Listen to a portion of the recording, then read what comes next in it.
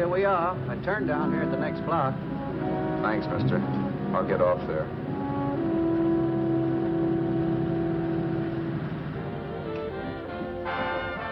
Want anything else? No. Hey, you. Me? Yeah, you. Where you heading? East. Too bad. I thought if you was heading north, I might be able to help you out. I'm pushing the Salt Lake, and I don't like to ride it alone at night. I'm one of those guys that got to talk or I fall asleep. Oh, sure, now, my partner, he's got Lou to keep him company, but I ain't got nobody at all. Where you coming from? West. Yeah, sure, I know, but where, L.A.? Maybe. Got a cousin out in L.A. You don't say. Yeah, he's been out. You're not much of a talker, are you? My mother taught me never to speak to strangers. Oh, a wise guy. So what? Okay, don't get sore. Just trying to be sociable, that's all. Hey, Glamorous. You change for a dime, will you?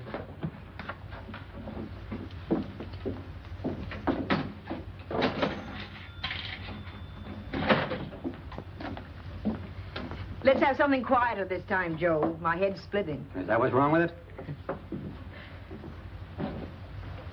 Done with your coffee? No. And don't rush me, will you?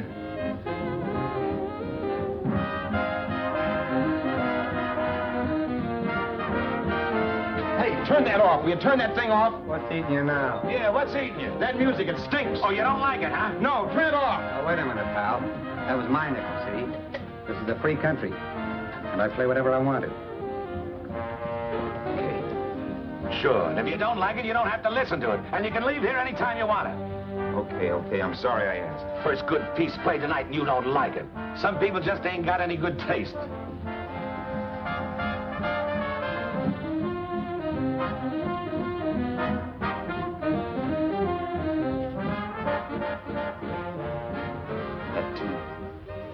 That tune. Why was there always that rotten tune? Following me around, beating in my head, never letting up. Did you ever want to forget anything? Did you ever want to cut away a piece of your memory or blot it out? You can't, you know. No matter how hard you try. You can change the scenery.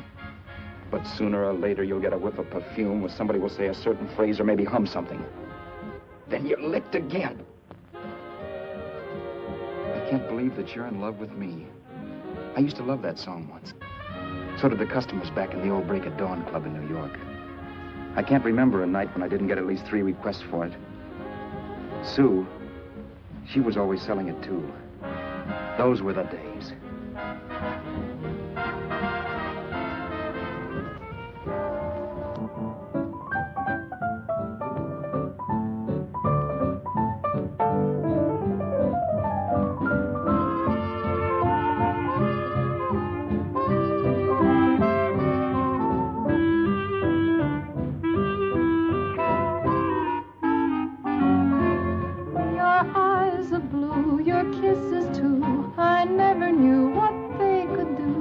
I can't believe that you're in love with me. You're telling everyone you know that I'm on your mind each place you go. They can't believe that you're in love with me. I have always placed you far above me. I just can't imagine that you love me. And after all is said and done, to think that I'm the lucky one, I can't believe that you're in love with me.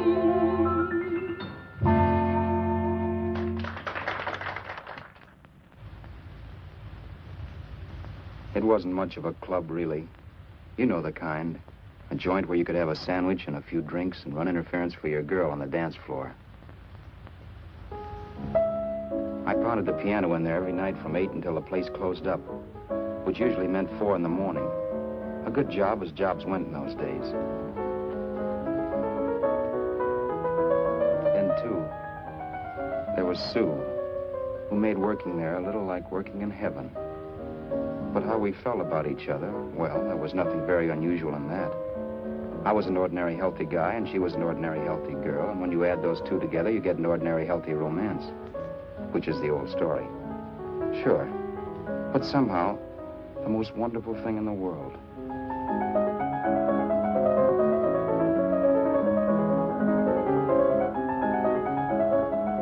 All in all, I was a pretty lucky guy.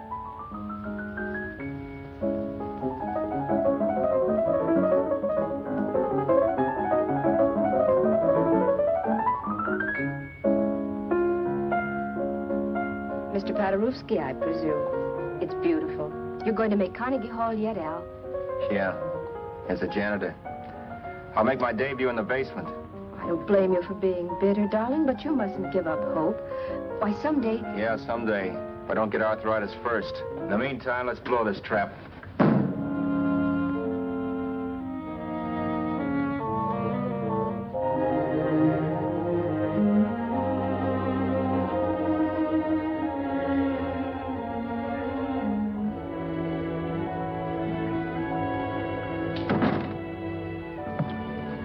Like to get something to eat, hon? Oh, I don't think so, Al. I lose my appetite working in this flea bag. Let's go home. Okay. I can't stand much more of that dump. Did you see that drunk tonight trying to paw me? No, what drunk? Does it matter what drunk? Say, what's the matter with you tonight, darling? That's the third time you started to tell me something and then stopped. We shouldn't have any secrets from each other, Sue. Next week, we're going to make with the ring and the license. You and me will be a team. Yes, that's right. In the Bush League. I don't get you. We've been struck out. It's a funny way to talk, darling. Don't you want to marry me? Al, look, I love you. You know I do, and I want to marry you. But? But not now. Only after we've made good. Sunday, I'm going away. Oh, I know you'll think it's silly. That's why I hesitated to tell you. But I'm going to California. I want to try my luck in Hollywood. That's the most stupid thing I ever heard of. Don't you know millions of people go out there every year and wind up polishing cuspidors?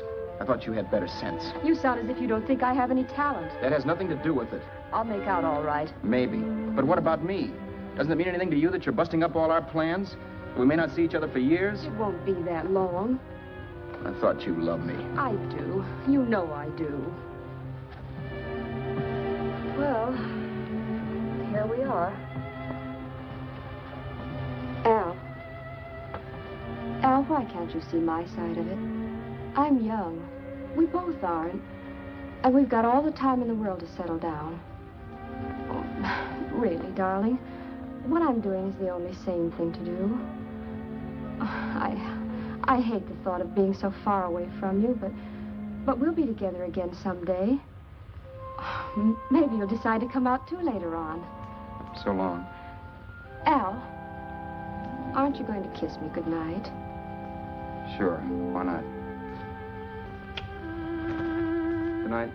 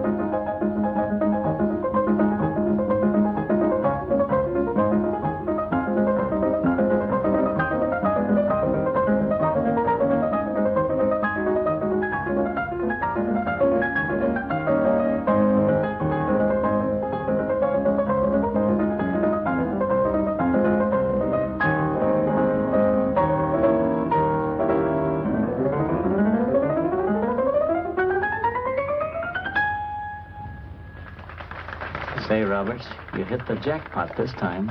$10. Thanks.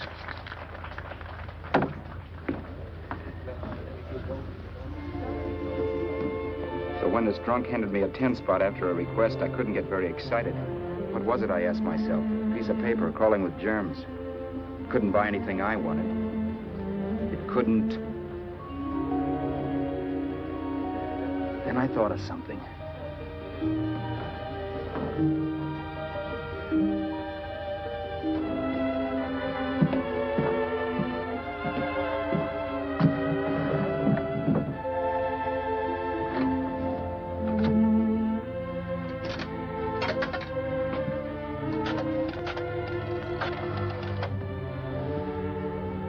Long distance. I'd like to put a call through to Los Angeles. Miss Harvey. Sue Harvey, Harvey. The number is Crestview 65723.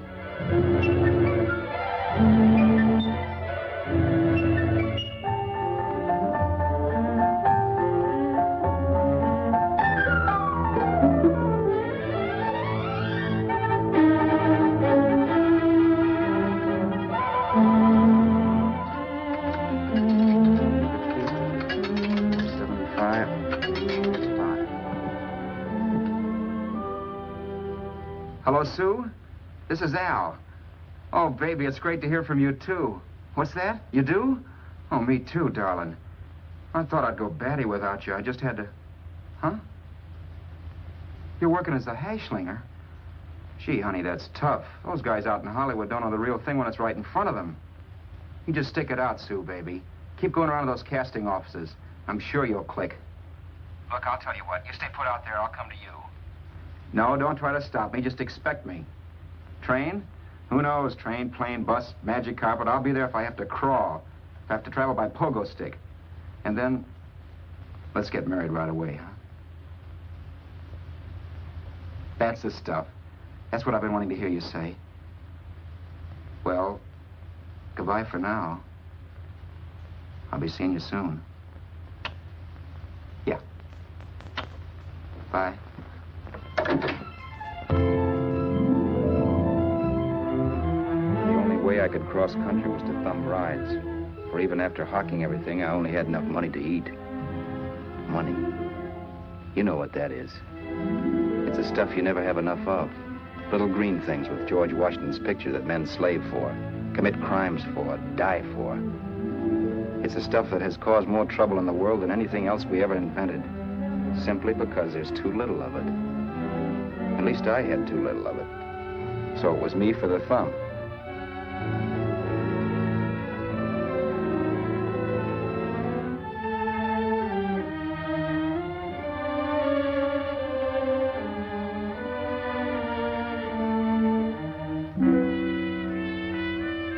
Ever done any hitchhiking? It's not much fun, believe me. Oh, yeah, I know all about how it's an education, how you get to meet a lot of people and all that. But me, from now on, I'll take my education in college, or in PS 62, or I'll send $1.98 in stamps for 10 easy lessons.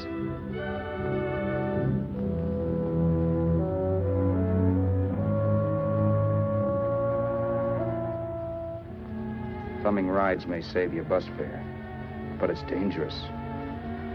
You never know what's in store for you. You hear the squeal of brakes. If only I had known what I was getting into that day in Arizona. Here, throw that in the back seat.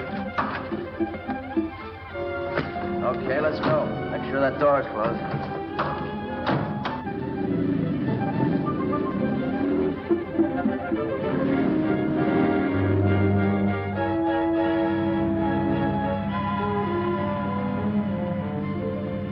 Emily Post ought to write a book of rules for guys thumbing rides. Because as it is now, you never know what's right and what's wrong. We rode along for a little while, neither one of us saying anything. I was glad of that. I never know what to say to strange people driving cars. Then, too, you can never tell if a guy wants to talk. A lot of rides have been cut short because of a big mouth. So I kept my mouth shut until he started opening up. Hand me that little box in the compartment, will you, pal? Hold the wheel, will you?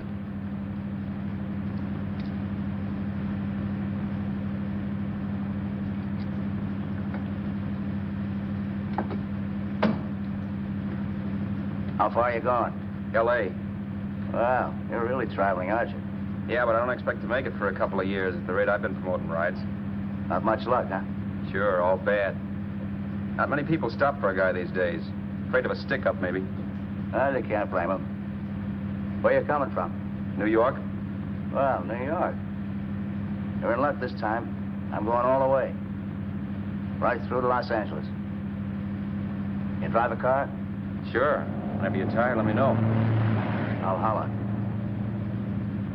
I guess at least an hour passed before I noticed those deep scratches in his right hand. They were wicked. 3 puffy red lines about 1/4 of an inch apart. He must have seen me looking at them because he said, Beauties, aren't they? They're gonna be scars someday. What an animal. Whatever it was, it must have been pretty big and vicious to have done that. Right on both counts, New York. I was tussling with the most dangerous animal in the world. A woman. She must have been Tarzan's mate. Looks like you lost the bout. Certainly wasn't a draw. You know, there ought to be a law against dames with claws. Yeah. I tossed her out of the car in her ear. Was I wrong? Give a lift to a tomato, you expect her to be nice, don't you? Yeah. After all, what kind of a dame's son rides? Sunday school teachers? Yeah. A little witch. She must have thought she was riding with some fall guy. And me, who's been booking horses around racetracks since I was 20. I've known a million dames like her. 2 million. Yeah. Stopped the car, opened the door. Take it on the Arthur Duffy, sister, I told her. That's the stuff. As that was done, huh? But if you want to see a real scar, brother, get a load of this. Wow. I got that one dueling. Dueling? Yeah, we're just kidding, of course. My dad owned a couple of Franco-Prussian sabers. Kept them on the wall for decorations. Well, one day, the kid and I took them down when the old man wasn't around. Had a duel. He got me in the arm here. Pretty mean cut. Infection set in later. Yeah, I can see that. Now, give me that box again, will you? Yeah.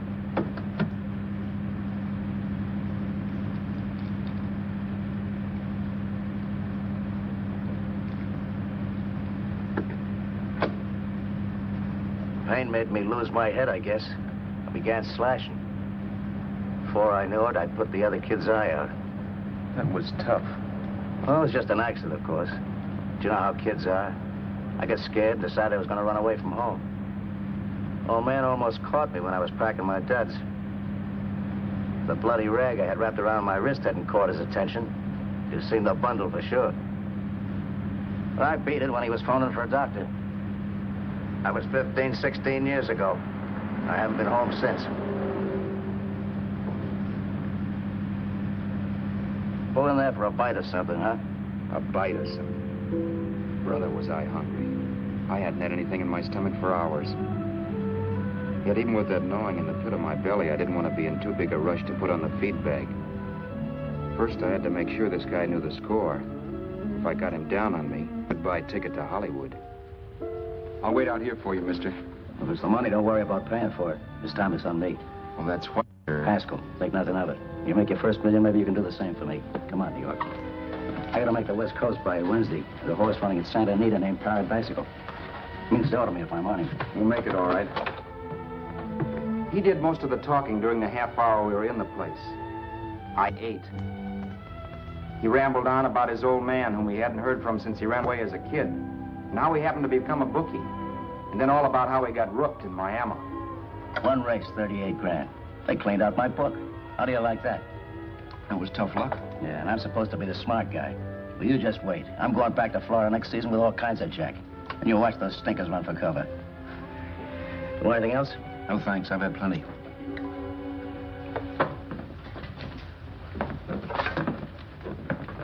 That check there, sister? Oh, just a minute. Your change, sir. Keep it, sister. Oh, thank you, sir. Call again. I'll be waiting outside for you when you finish work. Sharp check, huh?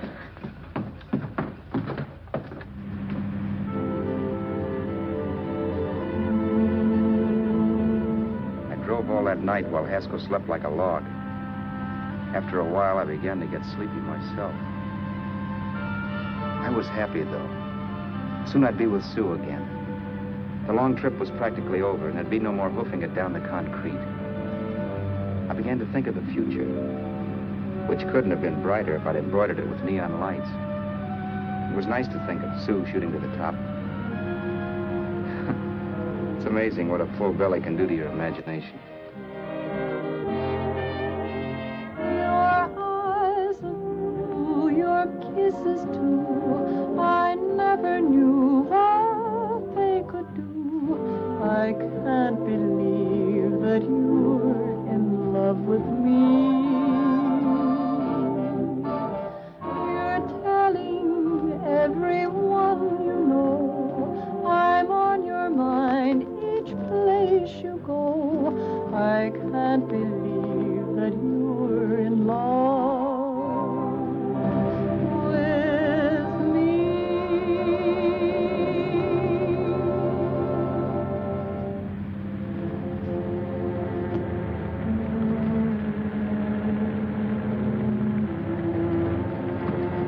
Mr. Haskell? Mr. Haskell? Mr. Haskell, wake up. It's raining. Don't you think we ought to stop and put up the top?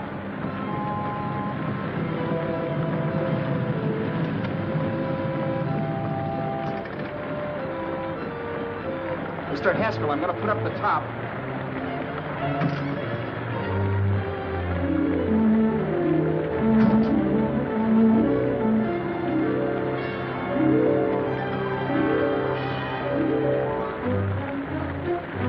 Until then, I'd done things my way.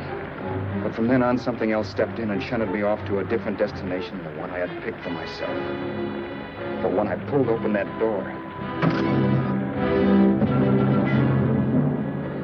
Mr. Haskell, what's the matter? Are you hurt? Are you hurt, Mr. Haskell? Start your sermon.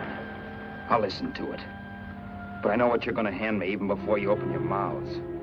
You're going to tell me you don't believe my story of how Haskell died and give me that don't make me laugh expression on your smug faces. I saw at once he was dead, and I was in for it. Who would believe he fell out of the car? Why, if Haskell came too, which of course he couldn't, even he would swear I conked him over the head for his dough. Yes, I was in for it. Instinct told me to run, but then I realized it was hopeless. There were lots of people back down the road who could identify me. That gas station guy and the waitress. I would be in a worse spot then, trying to explain why I beat it. The next possibility was to sit tight and tell the truth when the cops came. But that would be crazy. They'd laugh at the truth. And I'd have my head in the noose. So what else was there to do but hide the body and get away in the car? I couldn't leave the car there with him in the gully. That would be like erecting a tombstone.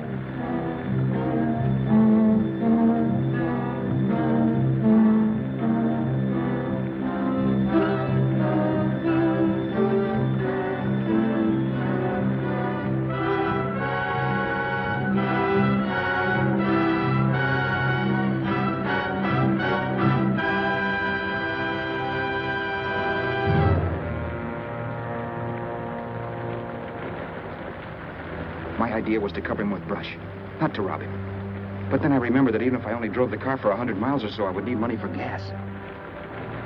Besides, it was stupid of me to leave all that money on a dead man. Not only that, I'd have to take his driver's license in case I was stopped for something. I didn't like to think about it, but by that time I'd done just what the police would say I did, even if I didn't. My clothes. The owner of such an expensive car would never be wearing them.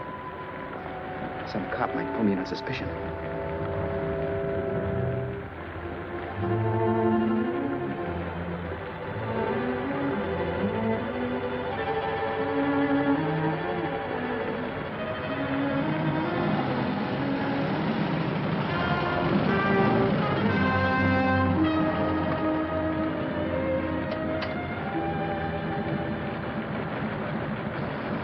Hey, you, this your car?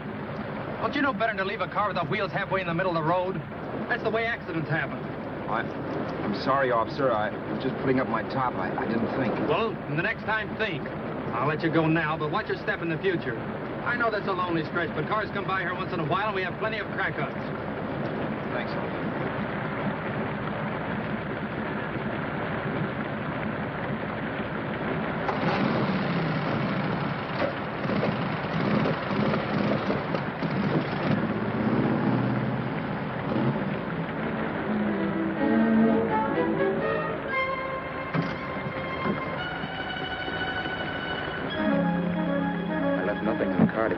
Roberts. If they found a dead man in the gully now, it would be me.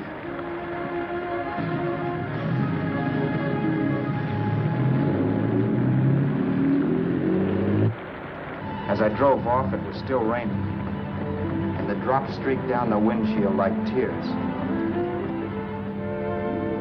I kept imagining I was being followed and that I could hear sirens back in the distance. Just how long it took me to cover the 60-odd miles to the California state line, I don't know. I lost all track of time. But the rain had stopped and the sun was up when I pulled up to the inspection station. Hello? Carrying any fruits or vegetables? No. Any livestock or poultry? No. I'd like to see your registration and driver's license, please. Anything in the baggage compartment? Just baggage. Charles Haskell, Jr., age 30, brown eyes, dark hair. Identifying marks, none. Are you Charles Haskell, Jr.? Yes. Well, remember, if you're employed and you stay over 30 days, you take out California plates. All right, officer, but I'll only be in the state a short while. Right, you can go now.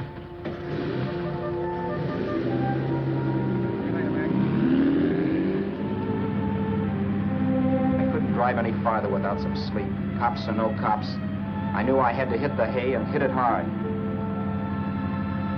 I was dead tired.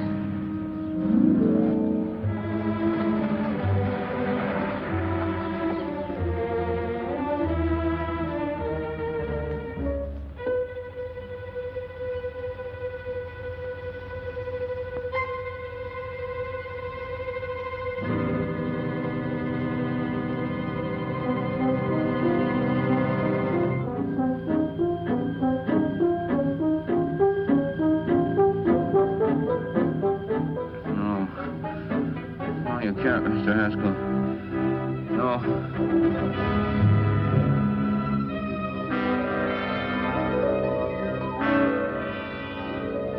Mr. Haskell, you can't die. I think I did it. No, Mr. Haskell. No.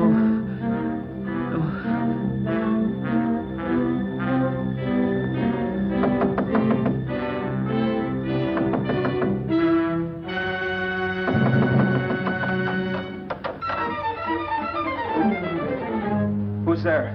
It's the maid. Can I come in and clean? Later. In a half hour. All right, sir.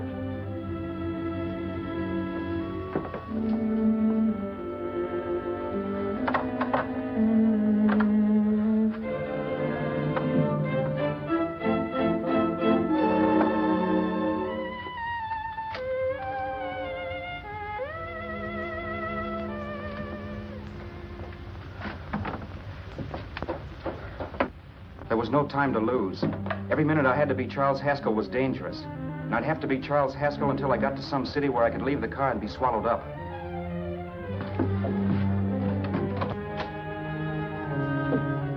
That meant driving the car as far as San Bernardino, maybe even to Los Angeles. In a little town, I might be noticed, but in a city, I should be safe enough. Then, after I ditched the car, I could go on to Sue. But those 5 minutes at the state line made me realize it might be a good idea to find out a little bit about Mr. Haskell.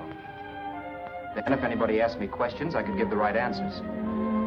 The first thing I found out was that I had $768. This was a lot of jack, but believe me, it was the kind of money I'd rather not have.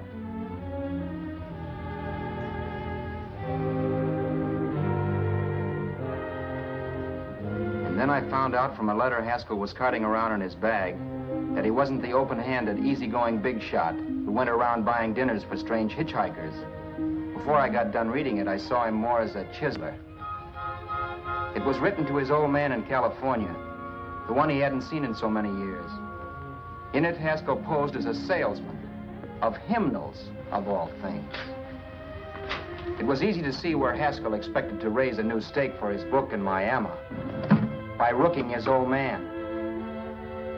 That was about all I found out from his effects, and it was enough.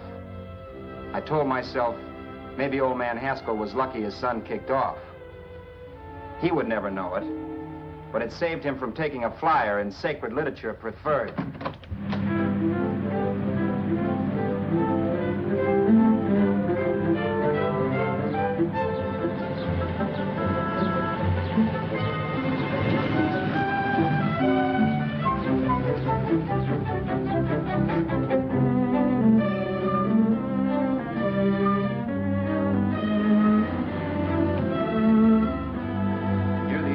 Desert Center, I pulled up for water. There was a woman. Hey, you! Come on if you want to ride.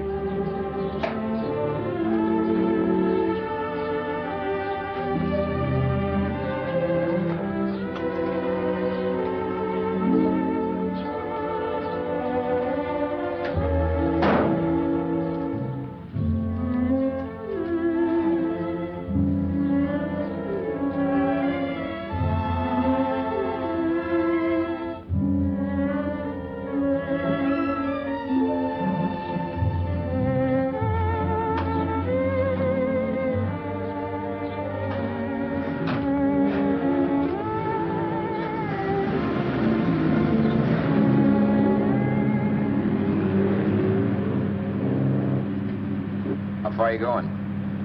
How far are you going? That took me by surprise, and I turned my head to look her over.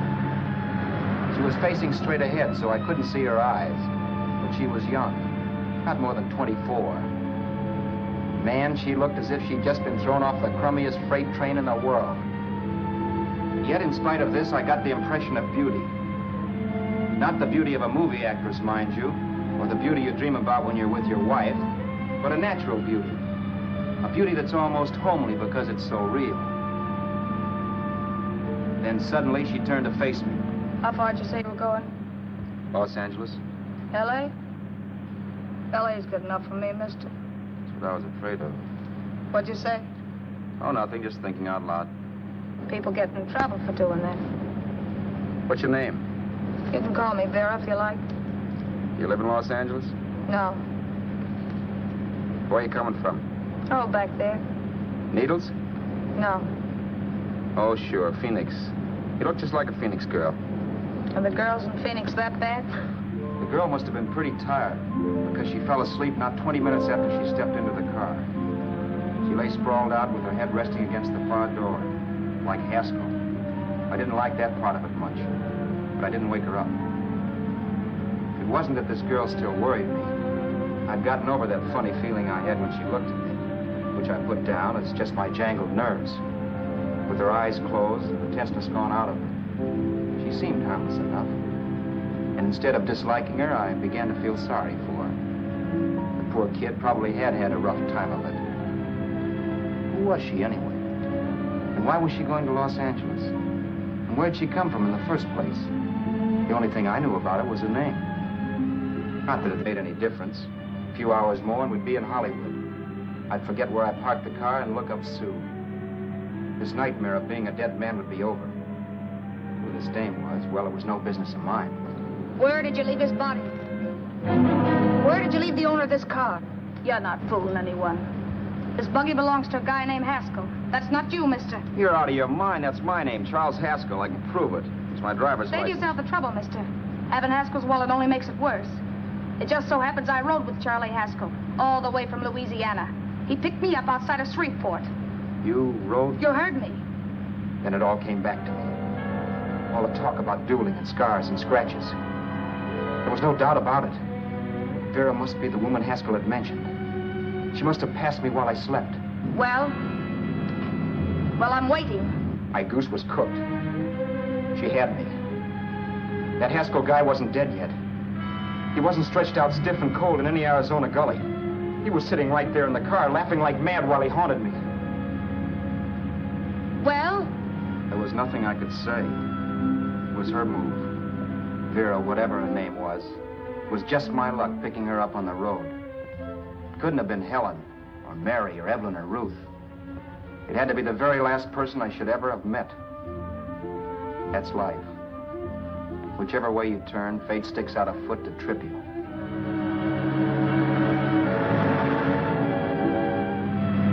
I told her everything, but she didn't believe my story. I should have saved my breath. That's the greatest cock and bull story I ever heard. So he fell out of his car. Say, who do you think you're talking to, a hick? Listen, mister, I've been around, and I know a wrong guy when I see one. What'd you do, kiss him with a wrench? Now, wait a minute. What I told you was true. You see, that's why I had to do it. You think I killed him. Well, the cops would have thought so, too. Yeah, well, maybe they still think so. What makes you so sure I'll shut up about this? Girl, I'm innocent. Give me a break, will you? It won't do me any good having you pinched. The cops are no friends of mine. Now, if there was a reward, but there isn't. Thanks. Don't thank me yet. I'm not through with you by a long shot. Let's see that roll.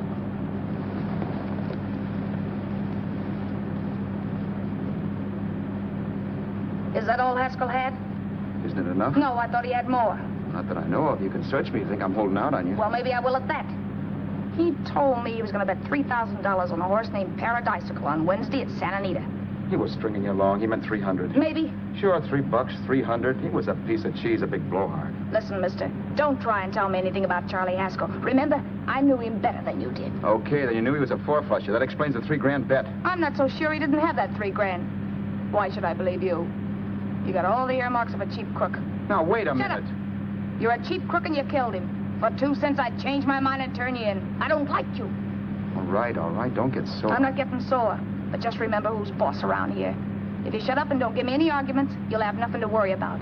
But if you act wise, well, mister, you'll pop into jail so fast it'll give you the bends. I'm not arguing. Well, see that you don't. You know, as crooked as you look, I'd hate to see a fella as young as you wind up sniffing that perfume that Arizona hands out free to murderers. I'm not a murderer. Of course you're not. Haskell knocked his own head off. He fell, that's how it happened, just like I told you. Sure, and then he made you a present of his belongings. I explained why I had to do that. Doesn't make a difference one way or another. I'm not a mourner. I liked Haskell even less than I like you. Yeah, I saw what you did to him. What do you mean? Well, scratches on his wrist. Sure, I scratched him. I'll say you did. So your idea was to drive the car a little way, maybe into San Bernardino, and then leave it. You weren't going to sell it? Sell it? You think I'm crazy? Somebody else's car? See, all I want to do is leave it somewhere and forget I ever saw it. Not only don't you have any scruples, you don't have any brains. I don't get you. Maybe it's a good thing you met me. You'd have got yourself caught, sure. Why, you dope. Don't you know a deserted automobile always rates an investigation? Huh? Look, the cops find a car. Then they get curious. They wonder where the owner is. So, all right, they don't trace Haskell. They trace you. I never thought of that. The only safe way to get rid of the car is to sell it to a dealer. Get it registered under a new name. Say, stop at the next store. I want to get a bottle and do some shopping before we hit L.A. Okay. As soon as we find a place, I'll drop you off and pick you up later. Nothing doing. You're coming in, too. From now on, you and I are like the Siamese twins. Have it your way, but I don't get the point. The point is, I don't want you to get lost. I'm not going to beat it if that's what you're afraid of. I'll say you're not. Well, I'm going to see that you sell this car so you don't get caught. Thanks. Of course, your interest wouldn't be financial, would it? You would want a small percentage of the profits. Well, now that you insist, how can I refuse? 100% will do. Fine. I'm relieved. I thought for a moment you were going to take it all. I don't want to be a hog. A few hours later, we were in Hollywood. I was recognizing places Sue had written about. It struck me that far from being at the end of the trip, there was a greater distance between Sue and me than when I started out. Vera wasn't kidding with that Siamese twins crack. She rented a little apartment as Mrs. Charles Haskell. When I objected to this, she explained that it was on account of the car. The dealer might think something was funny if he called and found we were using different names.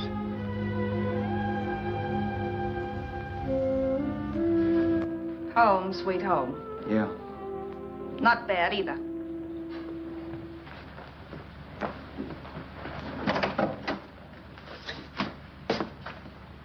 In case there's any doubt in your mind, I'll take the bedroom. Yeah. Sure is stuffy in here.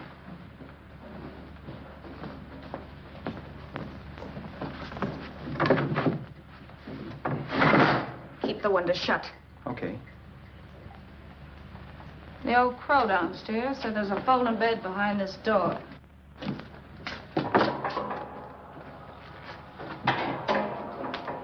You know how to work it? I invented it. Some joint. One can't have everything.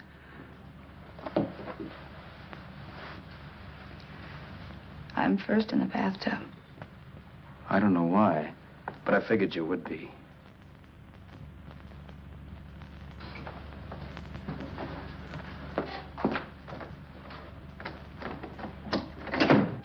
Boy, oh boy. It sure feels good to be clean again. I must be 10 pounds lighter. You must be. Well, hitching rides isn't exactly the way you keep your schoolgirl complexion. I wish that guy with the sacks would give up. Gets on my nerves. Forget it. Have a drink. Aren't you afraid I might take you up on it? If I didn't want to give you a drink, I wouldn't have offered it. Why be a sorehead, Roberts? You got yourself into this thing.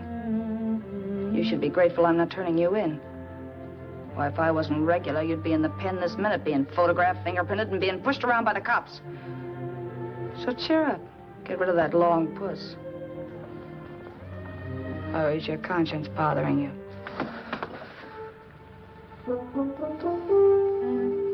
No. It isn't. Swell. That's the spirit. He's dead and no woman around will bring him back. Anyway, I never could understand this worrying about something that's over and done with. Now, look, Vera, for the last time, I didn't kill him. Haskell was a sick man. Maybe he was dead before he fell out of the car. I don't know. Sure. He died of old age. All right. So if it'll make you sociable, you didn't kill him.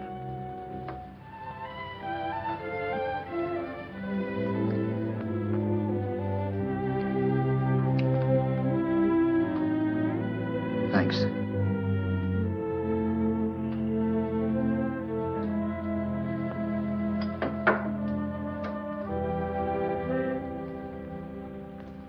We're out of liquor, Roberts. Yeah. Too bad. I felt like getting tight tonight. Well, I think you succeeded. Am I tight? As a prima donna's corset. That's good. I wanted to get tight. Why? What have you got to get tight about? Oh, I don't know. Few things. You should have my worries. If I had your troubles, I'd stay sober. And I've got the key to that door. Yeah. Maybe you're right. I'm always right. You know, I don't like your attitude, Roberts. Well, there's a lot of things I don't like. Sure. But life's like a ball game. You gotta take a swing at whatever comes along before you wake up and find it's a ninth inning. You read that somewhere. That's the truth, Roberts. All you do is bellyache. Taking it easy and, well, trying to make the best of things. But maybe that's what's wrong with the whole world. Get the professor. People knock themselves out trying to buck fate. Now, take you, for instance. You're lucky to be alive. Why, suppose Haskell had opened your door. You'd be playing a harp now. Think of that. You think of it. I'm tired of thinking. There's plenty of people dying this minute. I would give anything to trade places with you. I know what I'm talking about. I'm not so sure. At least they know they're done for. They don't have to sweat blood wondering if they are. Your philosophy stinks, pal. We all know we're going to kick off someday. It's only a question of when. But what's got us on this subject anyway? We'll be discussing politics next. Yeah. Where'd you hide the butts? On the table, sucker.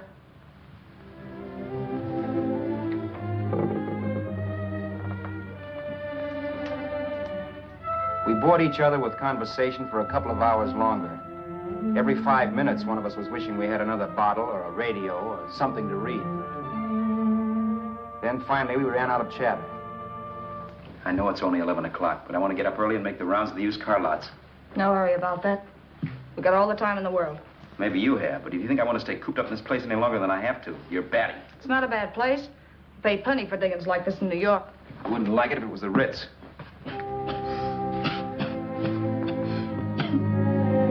rotten liquor. You got a mean cough. Ought to do something about it. I'll be all right. That's what Camille said. Who? Nobody you know. Wasn't that the Dane that died of consumption? Yeah. Wouldn't it be a break for you if I did kick off? You'd be free with all Haskell's dough and car. I don't want to see anybody die. Not even me. Especially not you. One person died of me. If you did, well, that's all I need. You don't like me, do you, Roberts? Like you? I love you. My favorite sport is being kept prisoner. After we sell the car, you can go to blazes for all I care. But not until then.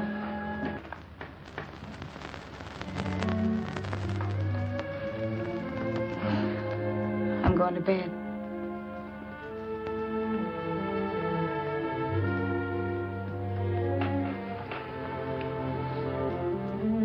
Good night, Roberts.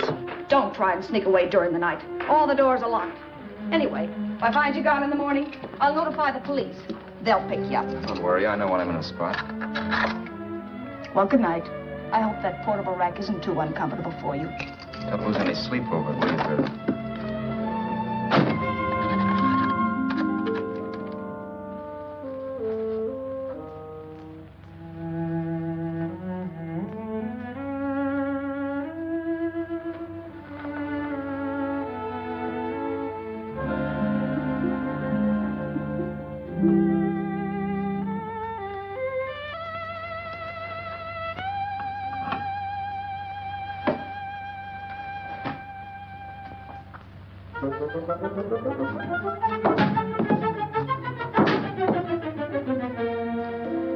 Crestview. 6, 5, 7, 2, 3. Hello? Hello? Hello? Hello?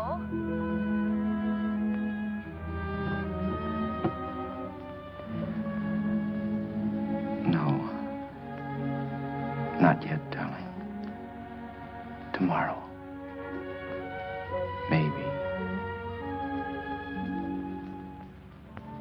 If this were fiction, I would fall in love with Vera, marry her, and make a respectable woman of her. Or else she'd make some supreme Class A sacrifice for me and die. Sue and I would bawl a little over her grave and make some crack about there's good in all of us. But Vera, unfortunately, was just as rotten in the morning as she'd been the night before. All right, I'm coming. Look, Vera, it's almost noon. So what? The dealers will be there all day? They'll be there all year, too, but it doesn't wait that long. Shut up. You make it like a husband. Well, do I rate a whistle? You sure do, but let's go. Let's go, let's go. I spent $85 in 2 hours preparing bait, and all you can say is let's go. Come on.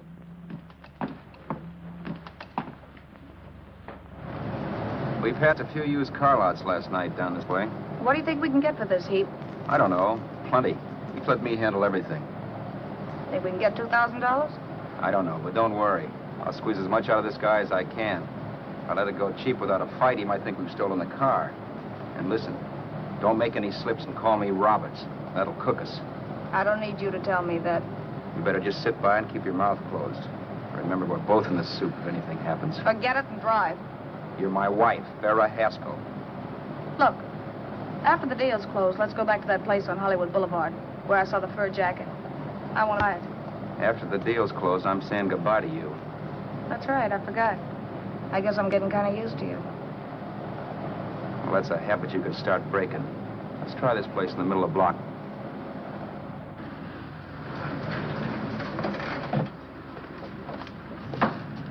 Good afternoon. What can I do for you? We're interested in selling a car. If the price is right. Well, if it's in good mechanical condition, it should blue book for about $1,600. Tony, take a look at this motor. $1,600. Are you kidding?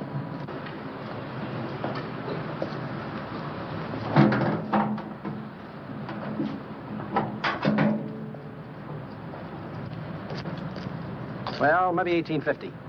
Before I let it go for 1850, I'll wreck it and collect the insurance first.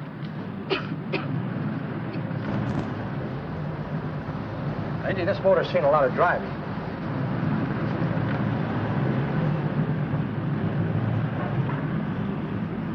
Well, the mechanic inspected the car. We haggled. At last, when we were all worn out, we hit a compromise. His price. Okay, it's a deal. All right, come in. We'll sign the papers. I have the ownership papers right here with me. Look, Vera, in the meantime, will you clean the dash compartment? There may be some stuff in it. All right, darling. $1,850. That dirty crook.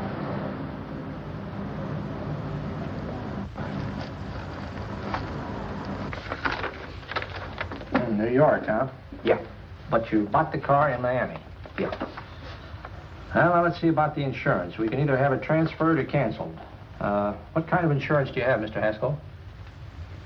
Well, aren't all the papers there? I don't see any. Surely you know what type of insurance you carry in the car. The name of the company?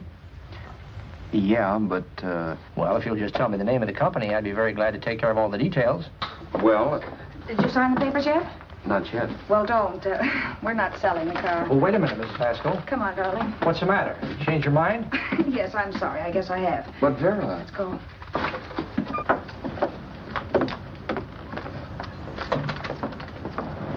You got me out of a tight spot, Vera. But I still don't understand all this. You will in a minute. I almost threw away a gold mine. 1850 isn't to be sneezed at. The car doesn't book for as much as I thought. We're not selling the car. You want to keep it. Now, wait a minute, Vera. You said yourself I wouldn't be safe until the car was in someone else's name. I'd like to be free of this mess when I go. That's just it, Roberts. You're not going. There's a drive-in at the next corner. Pull in there and we'll get a bite to eat. And I'll explain. What is this, another one of your brilliant ideas?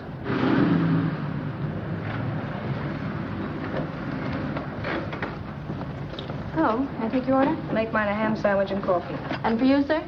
Oh, I don't care. The same. Thank you.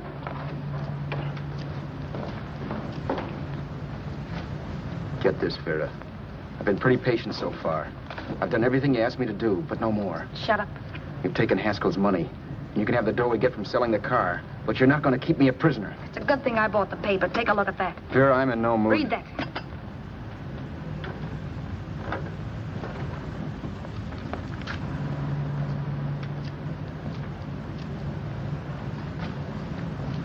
No.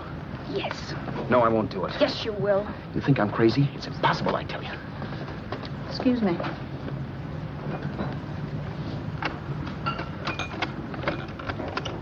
Blow the horn when you're through. No one could possibly get away with an act like that. It'd be wise to me in a minute. Don't be yellow. You look enough like him. The same coloring and the same build. See how his clothes fit you? No kidding, you almost had me fooled for a while. Oh, grow up, Vera. Don't you think a father knows his own son?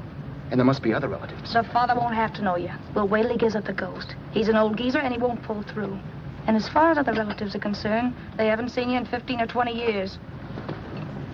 Eat. I'm not hungry. And I won't do it. It's not as tough as it sounds. Remember, you've got all kinds of identification. His car, letters, license. I could never get away with it. It's the stupidest thing I've ever heard. The old boy has scads of dough. Look in the paper there. Personal fortune assessed at over 15 million. He'll leave plenty, I tell you. Maybe he cut off his son. How do we know? It's out, Vera. I won't have anything to do with it. I think you will. Look, Vera, I'll do anything within reason. But not that. So forget it. Find yourself another stooge. You sap. You'll be fixed for the rest of your life as Charlie Haskell. You can take your inheritance and go away. No more worrying about the rent, no sweating, scheming, wondering where your next meal's coming from. Think about that, Roberts. Vera, please, you're talking too loud.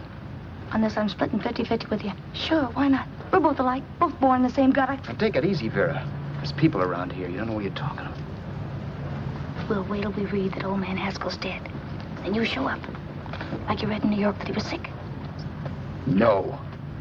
Suppose he doesn't die. He will. I know he will. Something tells me. But as much as I insisted I would have no part of her scheme, Vera was taking it for granted I would. Neither of us had our mind on the cards as we played that night. I knew we were just trying to kill time between newspaper editions. This was a death watch for Vera. Maybe it was for me, too. Don't you realize if I'm caught, they'll want to know where I got the car and stuff, and they'll have me on a murder charge. If you're smart, you won't get caught. I knock for 7. And if I'm caught, don't you realize you'll be out, too? 18 points, that gives me 30. How will I be out? You'll be out $1,850 we would have gotten on the car. Really, Vera, you'd be an awful chump if you threw away all that dough on a dizzy long shot. Let me sell the bus tomorrow. With the money it'll bring and what you've already got, a clever kid like you can run it up in no time. Then we'd both be in the clear. I'll be in the clear anyway. Maybe. Maybe. But if I got caught, I'd get good and sore at you, you know. You mean you'd squeal? Well, no, not squeal exactly. Never mind what you meant. Even if you did tell the cops I was in on it with you, what could they do to me? They might give me the same medicine they gave you. Yeah. A rope. But I'm on my way out. All they'll be doing will be rushing it. All right. But think of the $1,850 you'd lose. You'd kick yourself along the block if let it get away from you. I'll take the chance. Want another drink? You're being a goon. That's the way people wind up behind the 8 ball. Once they get a few dollars, they become greedy and want more. My. Caesar. Who? You know that Roman general? He got his for being greedy. He wasn't satisfied, so the final wind-up was he took the count. A couple of days ago, you didn't have a dime. Why, you were so broke you couldn't pay cash for a postage stamp. Now you've got almost $700 with $1,850 in the offing. Take my advice. Don't try for more. I'm tired of this game. Let's have some blackjack. Play solitaire. Okay, I will if that's the way you feel about it. That's the way I feel about it. Getting sore and throwing things won't help much, Roberts. I'm really doing you a favor. I help you out of a jam by keeping my mouth shut. I show you how to make some soft money. And what thanks do I get? Thanks. Sure. Or would you rather call the cops and told him you killed the man and stole his money? I didn't kill anybody. Yes, you did. No, I didn't. You know I didn't. All right, then. Suppose I call the cops. If you're innocent, what do you got to be scared of? Okay. Call them, you mutt. Go ahead and call them, see if I care. At least they'll give me a square deal. You want me to call them? You heard me. But I'm warning you. If I'm pinched, I'll swear you were in on it. I'll say that you helped me. If I fry, I'll get even with you. You wouldn't dare. You chicken. Yeah? Then try it and see. Call them. Yeah. Okay, I will.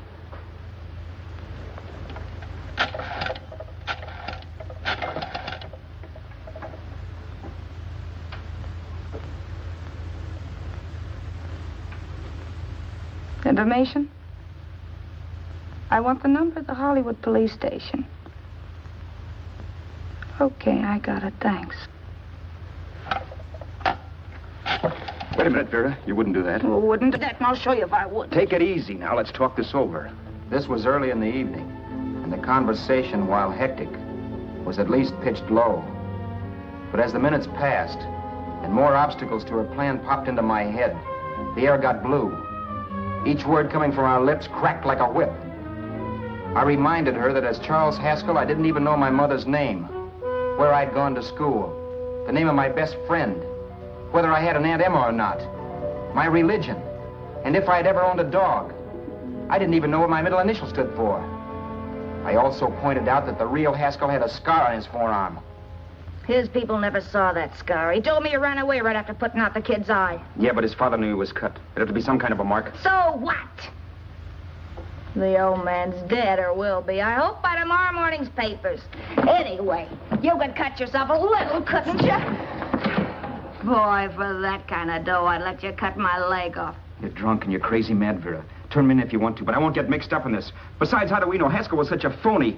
Maybe it wasn't the man's son at all. Maybe he just dreamed it up. Well, dreaming or not, you won't be dreaming when the law taps you on the shoulder. There's a cute little gas chamber waiting for you, Roberts. And I hear extradition to Arizona's a cinch. Where's that phone? Vera! Leave me alone. Vera! Here. I want a phone. Call police. I hate you, yellow stinker. You leave me alone. I'll let you alone when you promise to leave the phone where it is. You're drunk. You don't know what you're doing. You're hurting me. Will you promise? All right.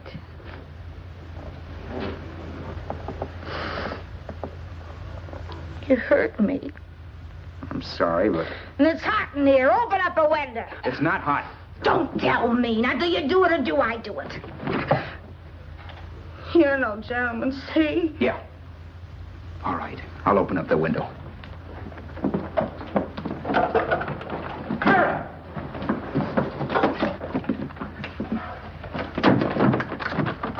open the door. Please open the door. Vera, open the door. Don't use the phone. Listen to me. I don't like you, Roberts. You're no gentleman, see?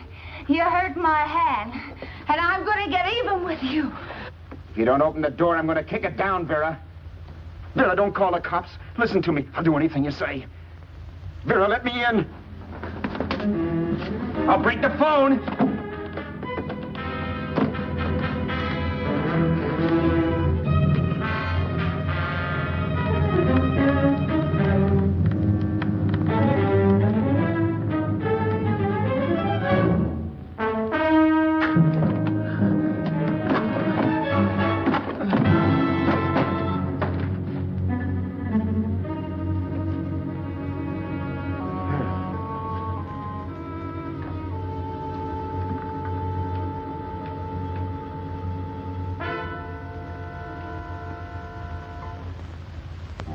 The world is full of skeptics. I know. I'm one myself. In the Haskell business, how many of you would believe he fell out of the car? And now, after killing Vera without really meaning to do it, how many of you would believe it wasn't premeditated? In a jury room, every last man of you would go down shouting that she had me over a barrel and my only out was force. The room was still. So quiet that for a while I wondered if I had suddenly gone deaf. It was pure fear, of course. And I was hysterical, but without making a sound. Vera was dead, and I was her murderer. Murderer. What an awful word that is. But I'd become one. I'd better not get caught. What evidence there was around the place had to be destroyed. And from the looks of things, there was plenty. Looking around the room at things we'd bought was like looking into the faces of 100 people who'd seen us together and who remembered me. This was the kind of testimony I couldn't rub out. No. I could burn clothes and hide bottles for the next 5 years. There'd always be witnesses. The landlady, for one. She could identify me. The car dealer, the waitress in the drive-in, the girl in the dress shop, and that guy in the liquor store. They could all identify me. I was cooked. Done for. I had to get out of there. While once I'd remained beside a dead body, planning carefully how to avoid being accused of killing him, this time I couldn't. This time I was guilty. I knew it. Felt it. I was like a guy suffering from shock. Things were whirling around in my head. I couldn't make myself think right. All I could think of was the guy with the saxophone and what he was playing. It wasn't a love song anymore. It was a dirge.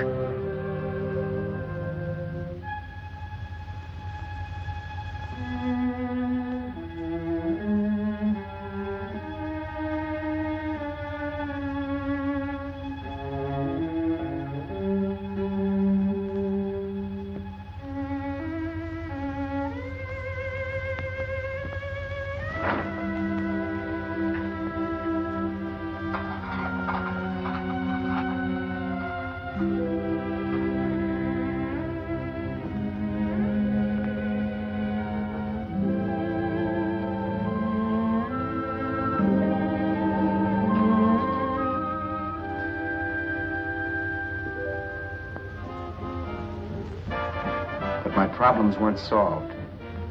I had to stay away from New York for all time. Because Al Roberts was listed as dead and had to stay dead. And I could never go back to Hollywood. Someone might recognize me as Haskell. Then, too, there was Sue. I could never go to her with a thing like this hanging over my head. All I could do was pray she'd be happy.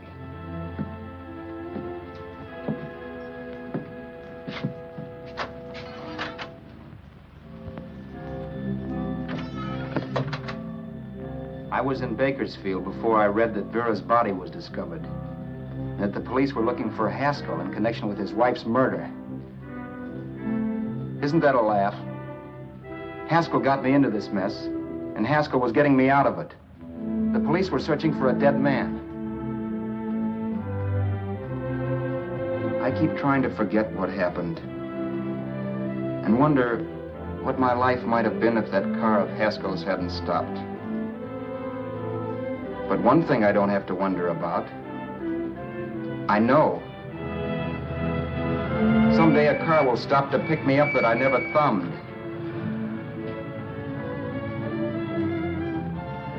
Yes. Fate, or some mysterious force, can put the finger on you or me for no good reason at all.